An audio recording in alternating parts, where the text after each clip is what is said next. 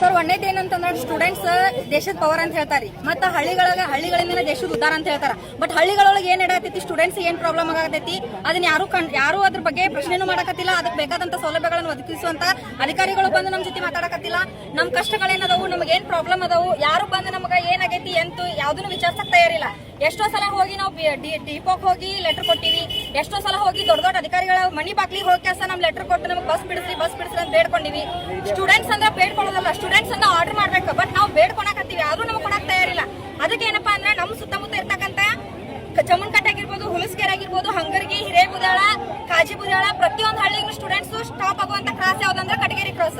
ಇದಕ್ಕೀಗ Hangari cross ಅಂತ ಹೇಳತ್ತೀವಿ ನಾವು. ಬಟ್ ಇಲ್ಲೇ ಸ್ಟಾಪ್ ಮಾಡಕತ್ತಿಲ್ಲ. ಒಣ್ಣೆದ್ ನೆಕ್ಸ್ಟ್ ನಮಗ್ ಬೇಕಾಗಿರ್ತಕ್ಕಂಥ ಬೆಳಿಗ್ಗೆ ಸ್ಟೂಡೆಂಟ್ಸ್ ಹೋಗಕ್ ಬಸ್ ಬೇಕಂದ್ರ ವಾಯಾ ಬಸ್ ಬಿಟ್ಟಿವಂತ ಹೆಸರಿಗೆ ಹೇಳ್ತಾರ. ಬದಾಮಿಯಿಂದ ತುಂಬ್ಕೊಂಬಂದ್ ಕೆಲಸ ಏನ್ ಮಾಡ್ಬಿಡ್ತಾರ, ನಮ್ಮನ್ನ ಬಿಟ್ಬಿಟ್ಟು ಅವ್ರ ಹೊಡ್ ಹೋಗ್ಬಿಡ್ತಾರ. ಆದ್ರೂ ಸ್ಟೂಡೆಂಟ್ಸ್ ಗೆ ಅಲೋ ಮಾಡಕತ್ತಿಲ್ಲ. ಮತ್ ನಮ್ಗೆ ಯಾವ್ದಾರ ನಾವು ಬಾಗಲಕೋಟೆಯಿಂದ ಬದಾಮಿ ಬರಕತ್ತಿತ್ತಂದ್ರೆ ನಮ್ಮ ಊರಿಗೆ ಕ್ರಾಸಿಗೆ ಸ್ಟಾಪ್ ಮಾಡ್ರಿ ಅಂತಂದ್ರ ನಿಮ್ ಊರ್ ಕ್ರಾಸಿಗೆ ಸ್ಟಾಪ್ ಇಲ್ಲ ಅಂತ ಕಂಡಕ್ಟರ್ ಆಗಿರ್ಬೋದು, ಡ್ರೈವರ್ ಆಗಿರ್ಬೋದು ಸ್ಟೂಡೆಂಟ್ಸ್ ಗೆ ಅವಾಚ್ಯ ಪದಗಳನ್ನ ಬಳಸಾಕತ್ತಾರ. ಸೊ ಅವಾಚ್ಯ ಪದಗಳನ್ನ ಬಳಸಿಂದ ಸ್ಟೂಡೆಂಟ್ಸ್ ಸ್ವಲ್ಪ ಅವ್ರ ಗೌರವ ಧಕ್ಕೆ ಬಂದಿರೋದ್ರಿಂದ ಈ ಸ್ಟ್ರೈಕ್ ಮಾಡಕತ್ತಾರ. ಈಗ ಏನಪ್ಪಾ ಅಂದ್ರೆ ನಮ್ ಎಲ್ಲಾ ಡಿಮ್ಯಾಂಡ್ಸ್ ಅದಾವು. ಆ ಡಿಮ್ಯಾಂಡ್ಸ್ ನೆಲ್ಲ ನಾವು ಲೀಗಲಿ ಹೆಂಗಂತಂದ್ರ ರಿಪೋರ್ಟ್ ಮಾಡಿವಿ. ಡಿಪೋ ಮ್ಯಾನೇಜರ್ ಒಬ್ರು ಬದಾಮಿಯಿಂದ ಬಂದಾರ, ಅವ್ರಿಗೆಲ್ಲ ಕೊಟ್ಟಿವಿ.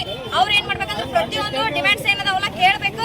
ಅದಕ್ಕೆ ಯಾವ್ಯಾವ ಅಧಿಕಾರಿಗಳು ಸಂಬಂಧಪಟ್ಟ ಅಧಿಕಾರಿಗಳಿಂದ ಬಿಲ್ ಪಾಸ್ ಮಾಡಿ ಅದನ್ನ ಇಮಿಡಿಯೇಟ್ಲಿ ಏನ್ ಮಾಡ್ಬೇಕು